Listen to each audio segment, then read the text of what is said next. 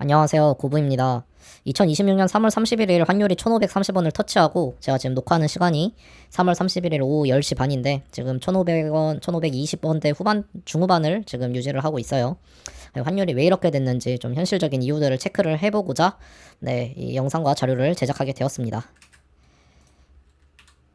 일단 저희가 점심시간에 그 민생지원금을 이제 나눠주기 위해서 이제 추경을 이제 하겠다라는 발표를 한 12시경쯤에 냈고요. 이때를 기점으로 환율이 1,530원을 이제 돌파하기 시작했습니다. 거의 뭐 36원까지 올라갔다고 하네요. 뭐 당연히 이제 추경을 하게 되면 그 나라에서 적자인 빚을 지게 되는 거예요. 그리고 저 빚을 져서 돈을 찍어내서 이거를 시장에 풀겠다. 당연히 이제 돈의 가치가 원화의 가치가 떨어질 걸 예상해서 이제 미리 선반영된 모습이라고 이제 볼 수 있겠습니다. 근데 이제 문제는 지금 환율 올라간 게 지금 이란 전쟁 때문이 아니냐라고 이제 말씀하신 분들이 있는데 뭐 달러에 대한 이제 정확한 가치를 판단하는 이제 달러 인덱스라는 개념이 있습니다. 뭐 당연히 이제 달러가 이제 중요하다. 달러의 가치가 높다 하면은 달러 인덱스가 높은 거고 이제 뭐 달러의 가치가 낮다 하면은 이제 뭐 달러 인덱스가 낮은 거다. 뭐 당연한 소린데 그러면 달러는 안전자산이라고 보시면 돼요. 위험자산은 이제 주식 코인 같은 거를 이제 위험자산이라 보시면 되고 안전자산은 저희가 기본적으로 달러, 국채, 또 뭐가 있죠? 보통 이렇게 금 이렇게 세 개가 있죠. 안전자산. 근데 보통 전쟁이 일어나게 되면은 사람들이 위험자산에서 안전자산으로 이제 수요가 이제 이동을 해요. 그래서 보통 전쟁이 나면은 이제 주식 코인이 떨어지고 이제 달러 인덱스가 오르고 이제 환율이 오르겠죠, 당연히. 그다음에 이제 뭐 국채, 금으로 대한 수요가 늘어나는데 지금 약간 현상이 좀 다른 게 하나 있습니다. 어떻게 보면 뭐 두 개죠. 금 가격도 떨어지고 있고 국채 가격은 떨어지는데 달러 환율이 올라가고 있어요. 뭐 당연히 전쟁이 나서 달러 인덱스가 지금 이때거든요. 전쟁이 일어난 시점이. 달러 인덱스가 이제 전쟁이 일어나서 다시 이제 96에서 96을 찍고 다시 100을 향해서 이제 가고 있죠. 근데 지금 이 전쟁이 이란 전쟁이다 보니까 유가 리스크가 있어요. 이것 때문에 지금 국제 유가가 올라가고 이건 어떻게 되냐? 물가가 오른다. 물가가 오르면 어떻게 돼요? 인플레이션 때문에 금리를 쉽게 못 내려요. 그래서 국채의 금리가 올라가게 되는 겁니다. 국채 금리가 올라간다는 거는 이제 저기 가격이 비싸진다는 거예요. 국채 가격이 떨어진다는 거예요.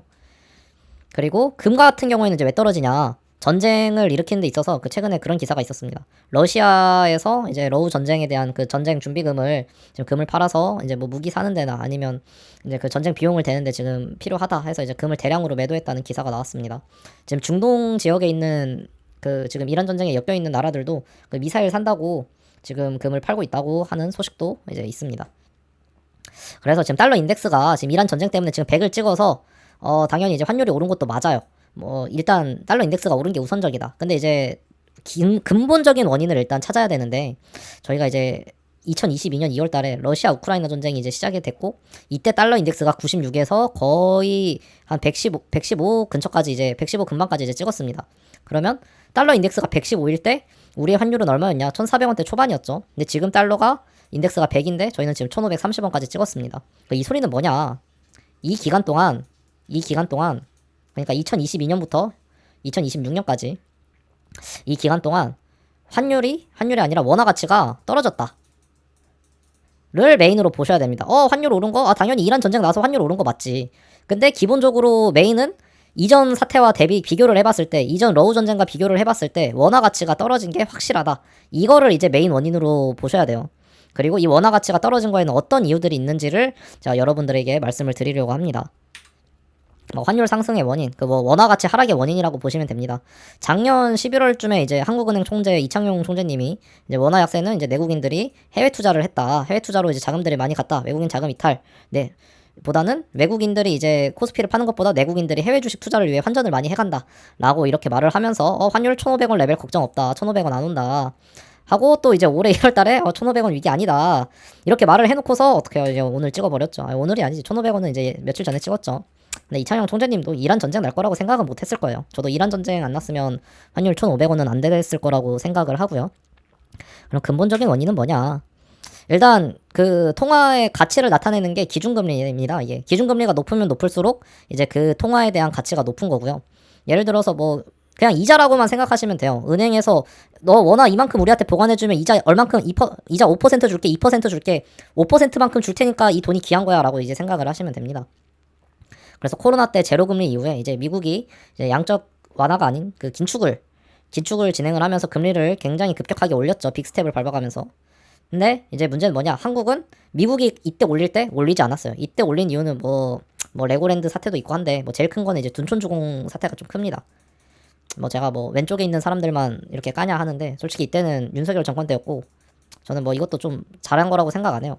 둔촌주공 때는 둔촌주공 살리기를 위해서 금리를 올리지 않았다. 그리고 이거를 미국이 올릴 동안 계속 유지를 해갑니다. 자, 그리고 미국이 떨어뜨릴 때 이제 유지를 하다가 우리도 이제 좀 떨어뜨려야지 하지만 이미 이때부터 미국은 저희보다 금리가 항상 높이 있죠.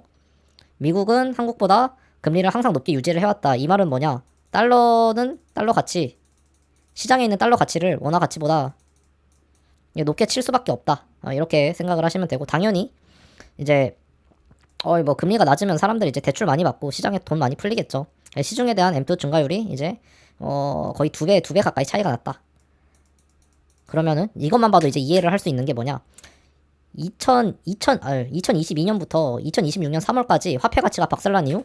그냥 그 자체로 시장에 통화가 많이 풀렸다, 원화가. 그리고 이제 원화의 가치가 이제 낮게 취급되고 있다 라고 보시면 됩니다. 그리고 또 시장에 이제 또 돈이 풀린 이유 중에 하나가 작년에 이재명 대통령이 당선되자마자 한 게 있죠. 민생지원금을 배급하기 위해서 추경을 했다. 나라에서 빚을 내서 돈을 찍어냈다.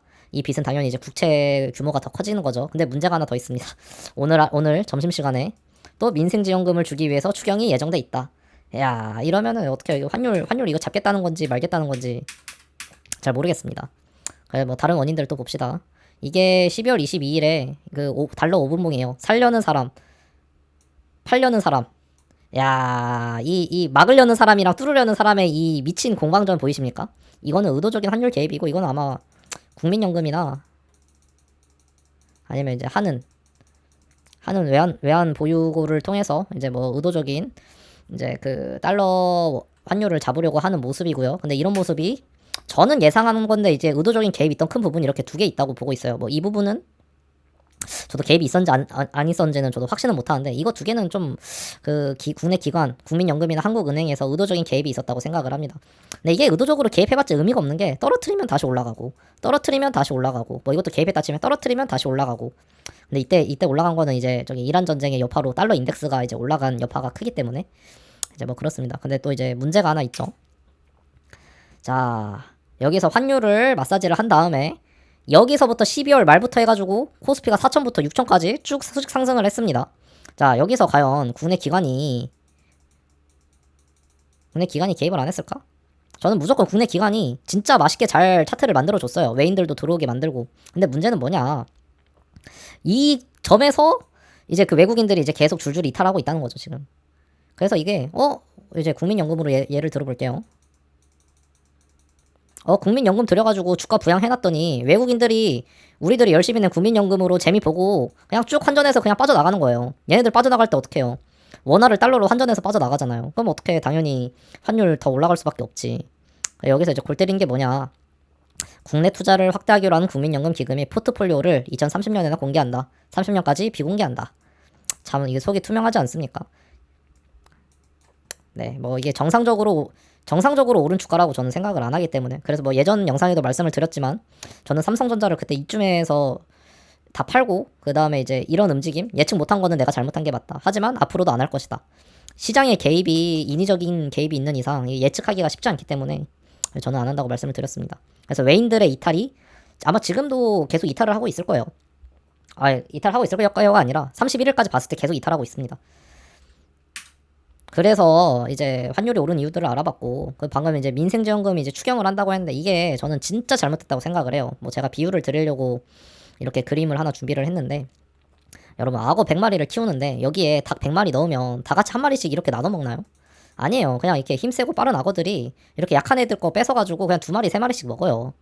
이게 똑같아요. 전 국민들한테 이렇게 10만원 준다, 뭐 하위 70%들한테, 대다수들한테 이렇게 10만원 준다 하면은, 여러분 만약에 돈 없는 사람들이 이거 10만원 받아서 나 자격증 인강 들어야지, 이렇게 하는 사람들이면은 저는 인정을 하고, 아니면 여러분들이 이거 10만원 아니면 15만원 이렇게 받아가지고 와 기름값 많이 오르고 물가 많이 올랐는데 저기 안 그래도 장사 안 되는 저기 식당 안 그래도 힘들겠다 지금 이제 식자재 가격 다 올라가지고 안 그래도 장사 안 되는 집인데 불쌍한데 내가 거기 가서 사줘야겠다 이러겠냐고요. 이 10만 원 받으면 동네 맛집 가잖아요. 동네 맛집 가잖아요. 장사 안 되는데 안 가잖아요. 그 동네 맛집 사장님은 어차피 돈 많은 사장님이에요. 그 돈 많은 사장님만 이 모두한테 10만 원 가는 거 이 사람이 빨아들여서 부자는 더 부자가 된다. 강자는 더 강자가 되고 그냥 약자는 그냥 10만 원 가지고 자기의 부를 이룰 수가 없어요. 그래서 강자와 약자의 격차만 벌어진다. 중산층이 없어진다. 근데 이걸로 이제 표심 얻겠다고 진짜 나쁜 거는 이제 이거 알면서 추경으로 돈 뿌려서 이제 표심 얻는 것. 마음 아픈 거는 이제 이런 약자분들은 이런 현실을 깨달을 여유가 없다라는 게 이제 좀 마음이 아프고요. 앞으로의 상황을 좀 예측을 해드리겠습니다. 뭐 여러분들이 좀 제일 관심 있어 하는 게 이걸 것 같아서 저는 4월 초에 이란의 그 미군 지상군들이 상륙 작전을 실행한다고 생각합니다. 물론 이제 본토는 아니고 그 호르무즈 해협이랑 이제 그 근처에 있는 섬 위주로 이제 상륙 작전을 해서 섬 점령을 하지 않을까라고 생각을 합니다. 이렇게 되면 어떻게 돼요? 전쟁이 고도 심화되니까 달러 인덱스가 상승하겠죠. 그리고 이란 전쟁 심화되네. 환율 더 오르고 유가 더 오를 겁니다. 당연히 한국 내수 물가 상승하겠죠.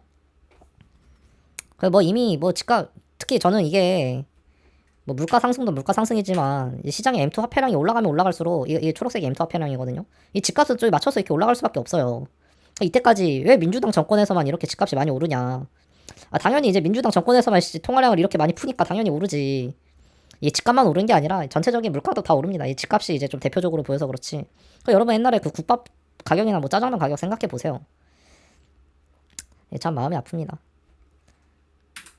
뭐 요약을 해드리면 환율 상승의 요인 뭐 당연히 서학 개미 탓도 당연히 있겠지. 서학 개미 탓이 0이다라고 할 수는 없겠지만 메인 원인은 이제 사실 한미 금리 차고 그 다음에 이제 추경을 통한 이재명 정부의 돈 풀기 그 다음에 이란 전쟁으로 인한 지금 달러 인덱스가 상승하고 있죠.